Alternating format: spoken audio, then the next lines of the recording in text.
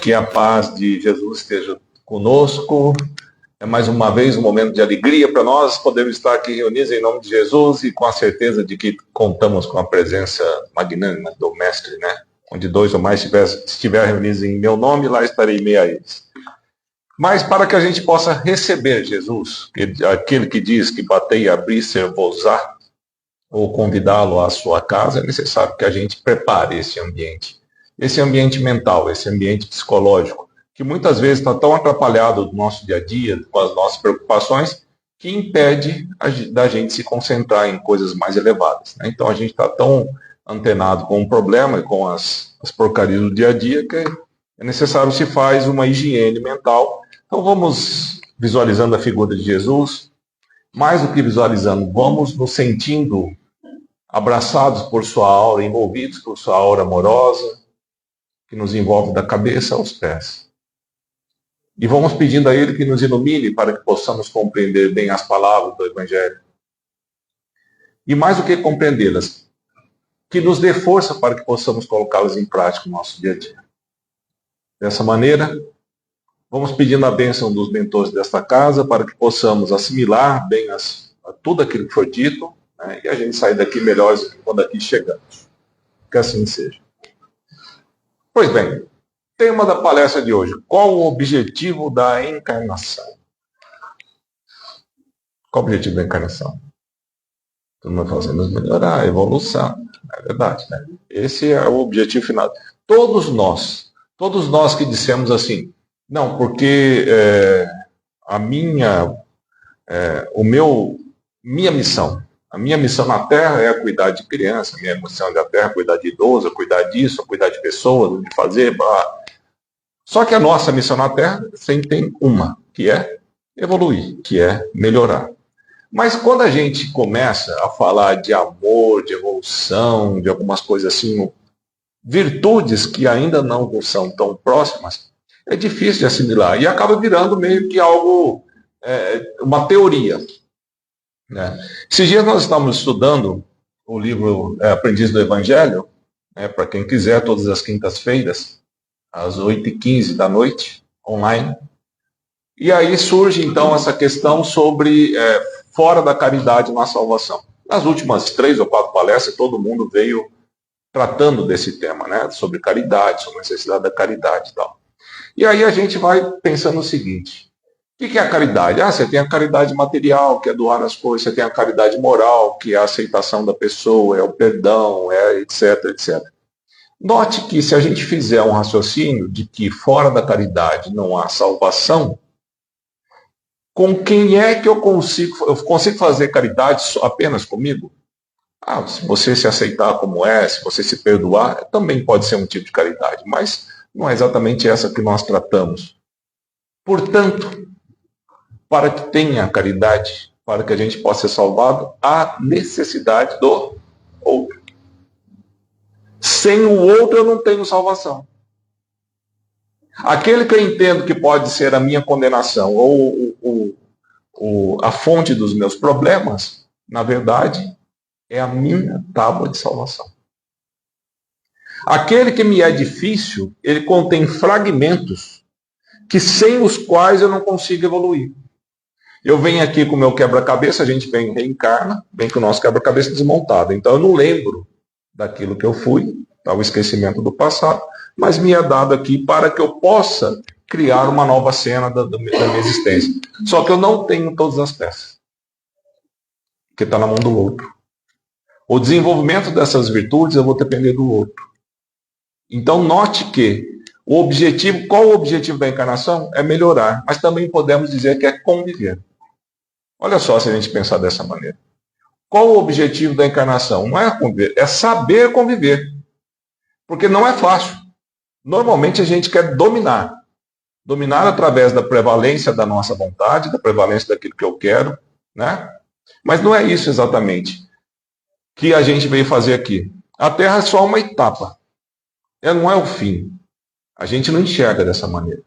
Em que pese acreditarmos que nós... Porque se a gente pensasse assim, olha, o nada existe. Ou seja, não existe nada que depois da morte do corpo físico. Eu seria então um materialista, né? Se eu dissesse assim, existe alguma coisa, mas essa coisa não tem individualidade, ela volta para o todo universal. Do todo ela veio, do todo ela volta. Eu seria um panteísta. Tá? Poderia dizer o seguinte, sim, existe um princípio espiritual, existe um espírito depois, e que mantém a sua individualidade. Então eu estaria falando que eu sou um espiritualista. Mas se eu dissesse que esse espírito ele é criado no momento da concepção do meu corpo físico, e o seu destino é resultado, ou vai ser resultado daquilo que ele fizer exclusivamente nessa passagem da Terra, eu estaria acreditando na unicidade da existência. E vem o Espiritismo nos ensinar diferente. Falar, existe mais vidas. Você não foi criado nessa existência. Essa é mais uma. Ela não é o começo e nem é o fim. É uma experiência, uma etapa da sua vida para que você possa crescer, para que você possa conviver. Não é? Porque o que acontece? Eu preciso do elemento do outro ou das características do outro, por mais que me sejam difíceis, para que eu possa crescer. O que o plano espiritual... Não é só o plano espiritual, não. O que as leis de Deus fazem? Junta todo mundo. O Haroldo Dutra falou uma vez uma coisa que se pensarmos de maneira mesquinha, né, a gente sempre quer colocar um bandido ou assassino atrás das grades. Correto. Essa é a lei dos homens. Deus coloca no ventre de uma mãe. Isso é amor. Porque para Deus não tem o mal e o filho bom. Tem um filho. Note que a partir dessa perspectiva a gente vai vendo como são as coisas diferentes. A doutrina espírita esclarece que a encarnação não é apenas um mecanismo biológico. Eu vou reencarnar, eu vou renascer, eu vou ter um novo corpo. Né? É um processo pedagógico, moral que atende à lei de progresso. Então, reencarnação não é só reencarnar, renascer. Né? É um processo pedagógico. Aí vai depender daquilo que a gente quiser. Mas vamos pensando no seguinte. Tá? O objetivo da encarnação é crescer, é conviver, etc. Porque quando a gente fala, tá? Se não fosse assim, pensássemos nós em um Deus que não faz muito tempo nos era ensinado, de que ele mandava perdoar, mas ele mesmo não perdoava, não. Jesus veio dizer que nós temos que perdoar não 7 vezes, mas 70 vezes 7. Tá? Isso não é uma conta, mas é um estado de espírito. Mas se você fizesse o que fizesse aqui, você seria condenado para a eternidade no inferno. Mas que coisa que é essa? Então, se Deus fala que eu tenho que perdoar, ele mesmo não perdoa e você vai ser... Então a gente, com a doutrina, graças a Deus, com a doutrina espírita, nos explicando a multiplicidade da existência, e há muitas moradas na casa do meu pai. Né? E até onde é que está essa passagem? Né? Jesus encontra Nicodemos. Alguém assistiu Chosen, aquela série sobre Jesus? Vale a pena. Tá? Tem uma cena, aliás, no começo, Nicodemos é um doutor da lei. E, portanto, ele era um judeu que pregava os ensinamentos e tentava fazer valer a lei judaica. Mas ele ficou muito impressionado com a figura e o que Jesus ensinava. E ele saía às escondidas para encontrar com Jesus. E numa dessas passagens, ele diz o seguinte: como é que eu faço para atingir o reino dos céus? Jesus diz para ele: em verdade vos digo que se não renascer de novo, tá, você não consegue. Para que chegar até o reino dos céus, você precisa renascer de novo. Mas como renascer de novo? Como é que eu vou entrar de novo dentro da barriga da minha mãe? Mas se você não compreende essas coisas, não estou falando de nascer de novo. O que é da carne é da carne, o que é do espírito é do espírito. Tá? Então é renascer em espírito, ou seja, você voltar a renascer, não como só um processo biológico, mas como um processo pedagógico. Dentro desse conceito de que a gente tem chances daquilo que a gente não é a primeira vez que nós estamos aqui, e nem será a última, tá?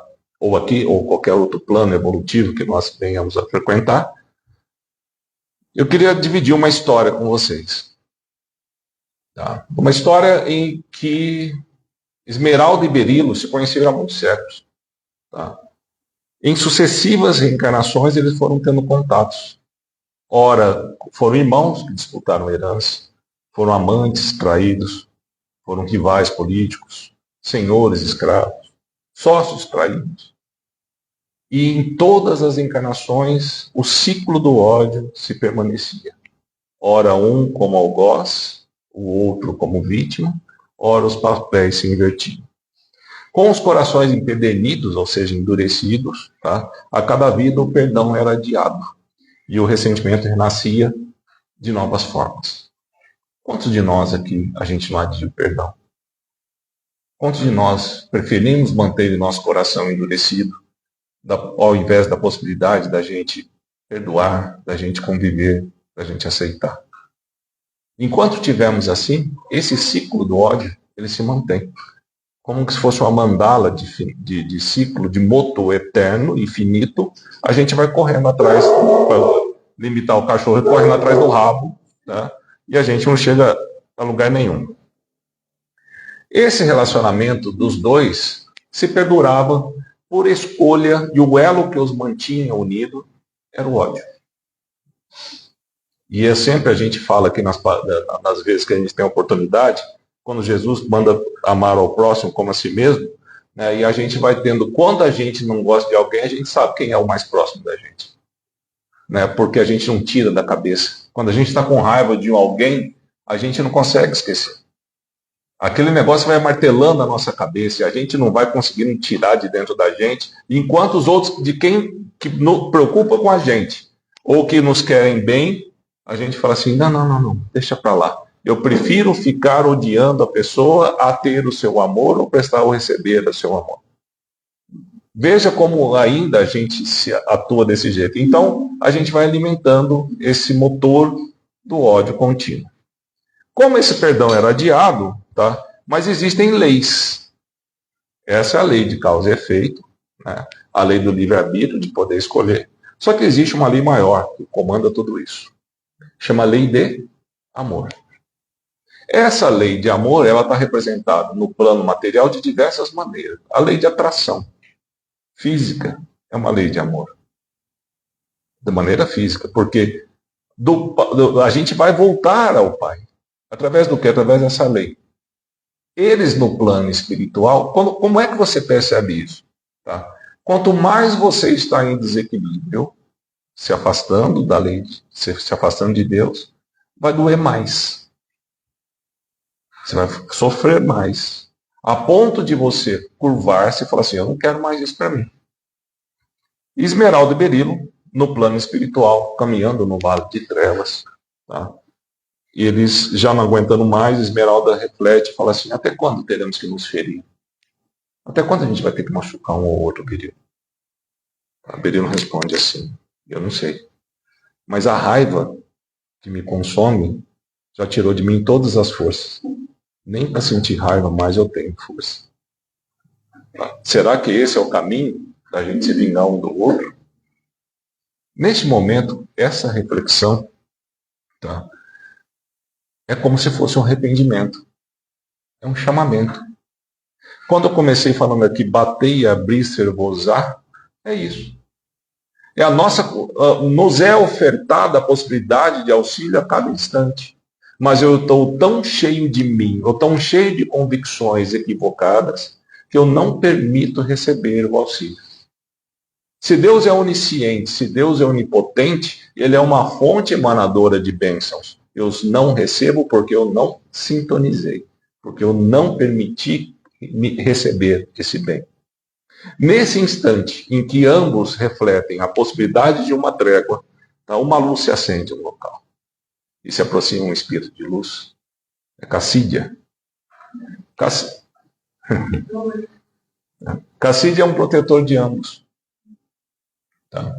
Há séculos tentando fazê-la ouvir, mas ambos, alucinados através do ódio, não ouviam. E ela diz assim, filhos, está doendo? Tá. A dor é um alarme da consciência. Assim como a dor do nosso corpo físico quer dizer que existe um problema, a dor moral está indicando que o seu espírito está passando por um problema. Só que quando nós sentimos a dor do corpo físico, eu procuro um médico, eu tomo um remédio. Quando eu sinto a dor moral, eu pego, me fecho ou me revolto. E o remédio que é o cristianismo, que é o espiritismo, que é a lei que é o ensinamento de Jesus, eu deixo para depois. E hoje, junto, vocês podem começar a compreender. Os dois, Esmeralda e Berilo, esses dois têm nome de pedra. Tá? Eu escolhi assim, que tem uma razão. Esmeralda e Berilo foram recolhidos, então, a uma colônia, aonde passaram a escutar sobre palestras do Evangelho e recordar aquilo que um fez ao outro. Cenas das suas reencarnações passadas foram mostradas. Aquilo passou a não ter mais sentido para ambos. Aquilo que talvez para a gente hoje faz sentido não gostar, revidar, xingar, falar e não aceitar, um dia vai passar para a gente essa tela, esse cinema para a gente e falar assim, meu Deus do céu. E a gente pode até dizer, né, igual Jesus, tem que perdoar, eu não sabia que eu fazia. Mas eu sei. Hoje eu sei. Mas eu continuo fazendo. Qual a razão? E os erros foram sendo convertidos em lágrimas. Tá? Cassídia, essa irmã, ela abre a Gênese de Kardec no capítulo 11, item 17. Olha, a vida espiritual é a vida normal e eterna do espírito. É aqui. A vida corporal é transitória e passageira. É apenas um instante na eternidade. O filme que vocês assistem foram cenas que passaram. Mas não termina aqui. Pode ser um recomeço doravante. E ela diz ainda sobre o céu e o inferno de Kardec. Sofrimento e felicidade são consequências diretas da conduta espiritual. Está sofrendo? Tem alguém sofrendo aqui? É consequência direta da conduta espiritual. Tem alguém feliz aqui? É consequência direta da conduta espiritual. A encarnação é, portanto, um caminho de alto ajuste e preparação para os estados futuros de maior harmonia. Em meio à dor da consciência, eles são tocados pelo Cristo. Lembrando de Jesus na cruz que pediu perdão a todos, inclusive para os seus algozes. Eles não tiveram mais força de odiar, porque aquilo que se foi feito, e aquilo por aquele o maior de todos perdoando, falou assim, eu não posso mais te odiar. Nós temos que mudar esse sentido. Começaram a chorar. O ódio antigo dissolveu-se em lágrimas de arrependimento. No salão, passado alguns anos, no salão preparatório de encarnação, ambos se encontram. Tá? E houve Cassídia. Hoje podemos propor algo novo para vocês. Reencarnar como pai e filha. Tá? No seio de uma família humilde. Será difícil, mas será bonito, se vocês conseguirem. A Esmeralda fala assim, como é que eu vou aceitar ser filho de alguém que tentou me destruir e me arruinar todas as minhas últimas existências? Como é que eu vou conseguir superar isso? Quantas vezes a gente já teve essa conversa lá no plano espiritual, hein? Para chegar aqui e errar. Cassídia abre um exemplar de A Gênese novamente. Veja a importância dos livros do Pentateuco, né? A passagem dos espíritos pela vida corporal é necessária para que possam cumprir, com a ajuda de uma ação material, os desígnios cuja execução Deus lhe confiou. Deus lhe confiou. O Berilo, ante a afirmação da Esmeralda, ele volta e fala assim, e se eu falhar de novo? E se eu não te amar como pai? Como é que vai ficar a nossa relação? É um momento de incerteza, um momento de medo. Veja só que até para amar a gente tem medo. Porque eu teria que deixar de ser quem eu sou. Das convicções que eu mantenho. Do ódio que eu nutro. Da raiva que eu tenho pelo mundo, muitas vezes. Eu vou ter que deixar tudo isso. E vou ter que passar a amar. Mas que difícil que é isso. Eu vou ter coragem para isso. E se eu não conseguir te amar como filha? E se eu não conseguir te amar como pai, o que vai ser de nós? Cassídia, com firmeza amorosa, fala o seguinte, a encarnação não é uma punição, é uma oportunidade. A gente está sempre falando sobre reencarnação, sobre provas e expiações, e entendendo que a expiação é uma punição. E nós, enquanto estamos aqui na Terra, experimentamos muitas vezes no nosso dia a dia, mesmo que nós estamos sendo punidos pela nossa falta de aceitação, pela nossa incompreensão com o mundo, porque ninguém me ama, ninguém me quer, ninguém me chama de meu amor. Como é que a música é mais ou menos isso, né? E eu estou entendendo que eu estou no mundo de provas e expiações. Ele não está falando, não, você não está sendo punido, não. Ninguém vem para a terra para aprender a sofrer, vem para aprender a amar. Sofre porque não ama. E nisso, tá? Ela diz, a encarnação não é punição, é oportunidade. Ela está lendo isso no livro do Evangelho segundo o Espiritismo, capítulo 4, item 25. Ela abre o livro dos Espíritos e diz, pela negligência o Espírito retarda o seu progresso. Então, mas o amor, o amor, pode quebrar todos os grilhões mais antigos. Lembra do ciclo de ódio? Como é que foram quebrar isso? Com mais ódio? Como é que a gente tenta rebater o ódio que a gente sente? Ou dos problemas que nos afetam? Eu faço mais mal. Resolve? Piora. Ambos permanecem em silêncio. Esmeralda toca a mão de Berilo. Essas mãos ela nunca mais vai esquecer.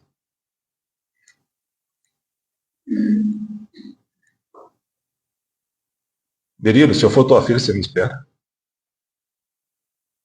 Se você for minha filha, eu vou te esperar todos os dias.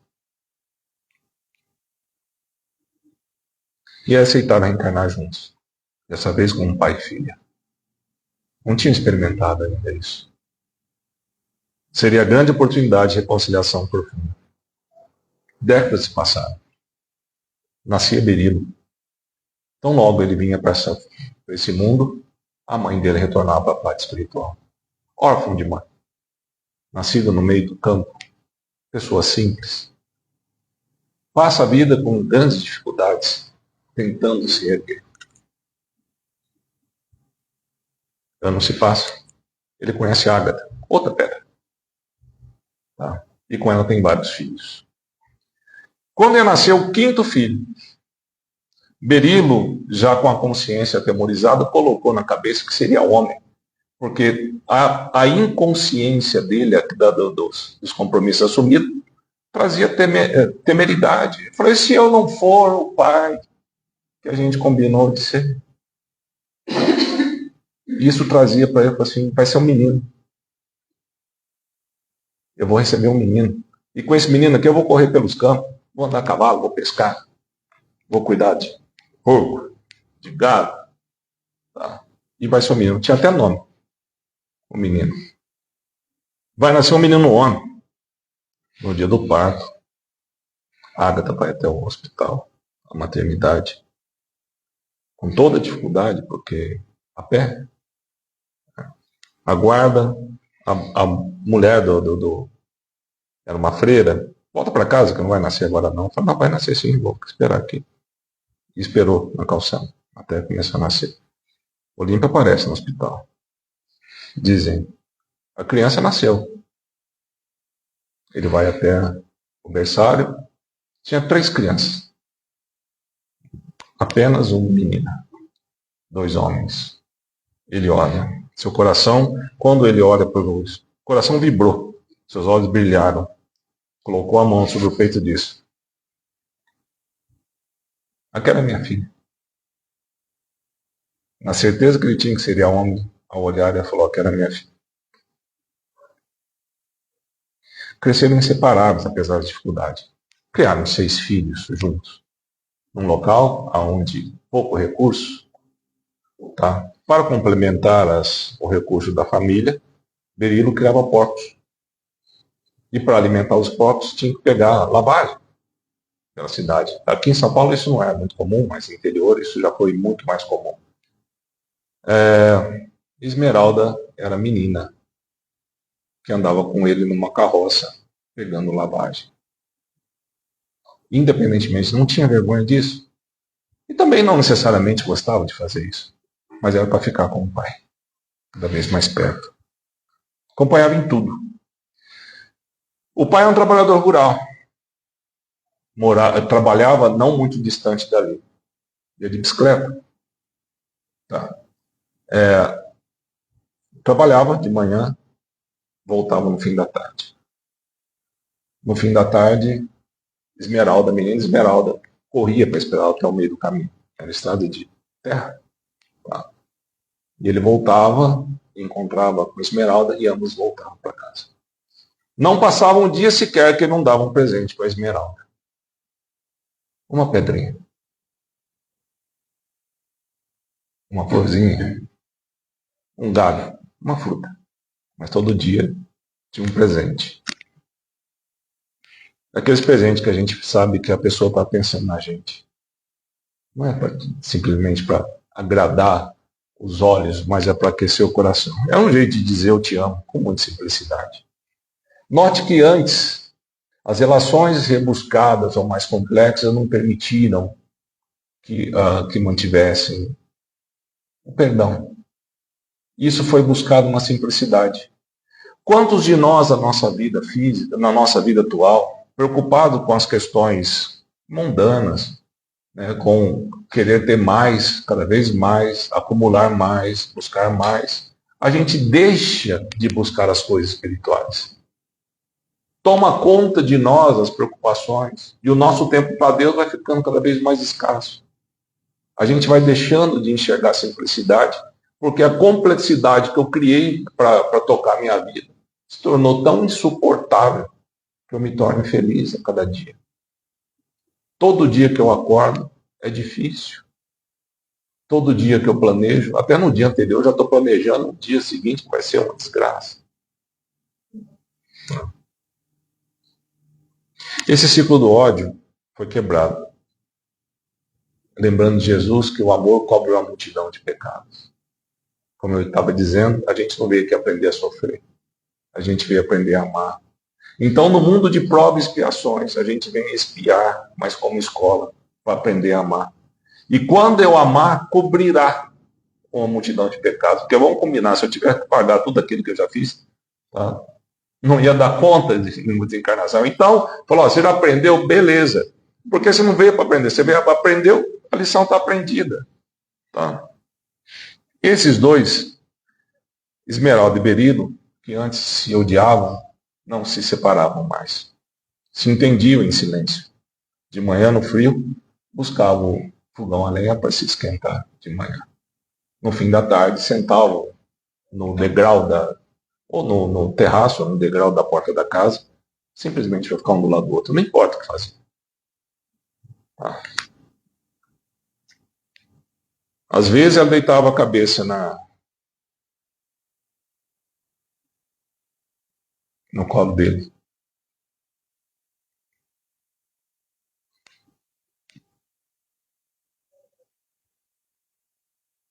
Lembrava daquelas mãos que ela pegou quando combinou de descer, de voltar.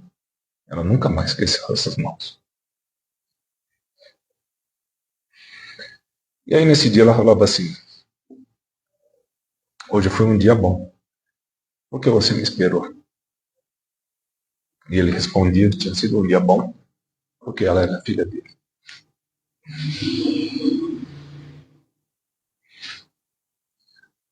Dessa vez eles venceram. Não erraram mais.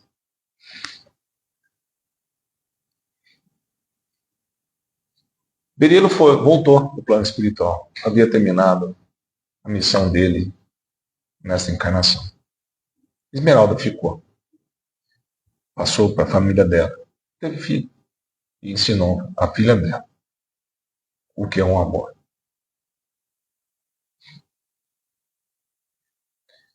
Querem saber qual é o objetivo da encarnação? É isso.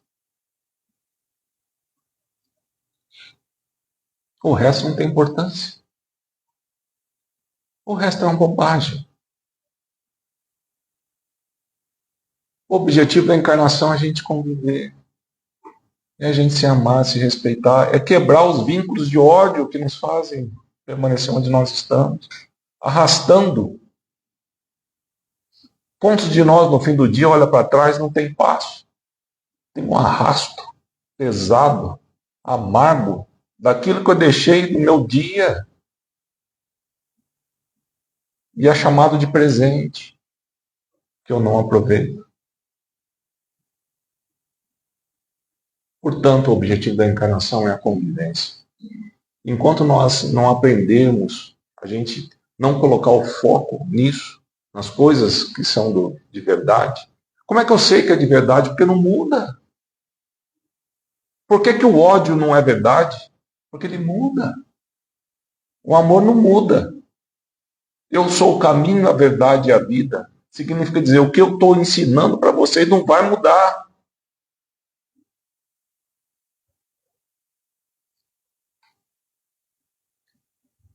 Não é uma história triste. É uma história emocionante. É uma história muito feliz. Quantos de nós não estamos nessa situação? Nesta encarnação. Buscando tentar consertar. Buscando tentar aceitar.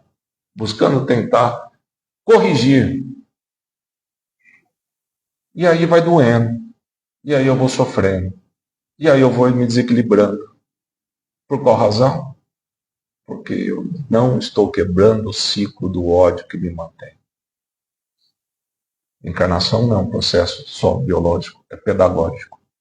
Portanto, nós temos aqui um monte de informações. Jesus veio nos ensinar, o Espiritismo veio nos ensinar, Chico Xavier deixou um monte de livro, Divaldo, que voltou para o plano espiritual agora, deixou outros tantos, para nos ensinar a amar. Essas pessoas se esforçaram, se dedicaram à existência para falar assim, escuta, eu vou escrever um negócio aqui para você aprender a amar. Aí que história bonita. É bom, mas para mim não serve. Então, se nós nos colocarmos nessa situação, nós vamos romper elos, séculos de problemas que a gente arrasta. É fácil. Mas doer também não é. Sofrer também não é. Né? Então agora é o dia, é a hora da gente refletir, pensar naquilo como Jesus como meio de solução, né? Não como meio só de inspiração, mas como meio de adoção de medidas. Uma vez eu escutei que falou assim, é que filho não vem com manual, né? Vem, chama evangelho. A gente não usa. A gente prefere comprá-lo muitas vezes, com as coisas materiais. A gente prefere ensinar que para ser bem sucedido é você mandar nos outros, é você ser mais poderoso do que os outros. Então, dificilmente a gente vai tentar ensinar um filho a falar assim, a importância da caridade, do amor ao próximo. Mas é isso. Essa é a escola da verdade, a escola da felicidade. O resto é da mentira, do sofrimento. Né? Pois bem, então vamos encerrando e agradecendo a Deus pela oportunidade, que nós possamos... Escutamos uma história aqui hoje, parte ficção, parte verdade. Tá? Que nós possamos pensar na nossa própria história, refletir, mesmo que a gente não se lembre daquilo, mas a gente tem elementos suficientes para identificar a fonte do sofrimento e buscar tentar solucionar com os ensinamentos de Jesus. Então, com a mente voltada para Ele, vamos agradecendo essa possibilidade, essa oportunidade, pedindo que a gente possa passar a semana refletindo, sempre pensando, orando e vigiando, com esse em mente, de que sem o outro eu não vou conseguir. Que assim seja.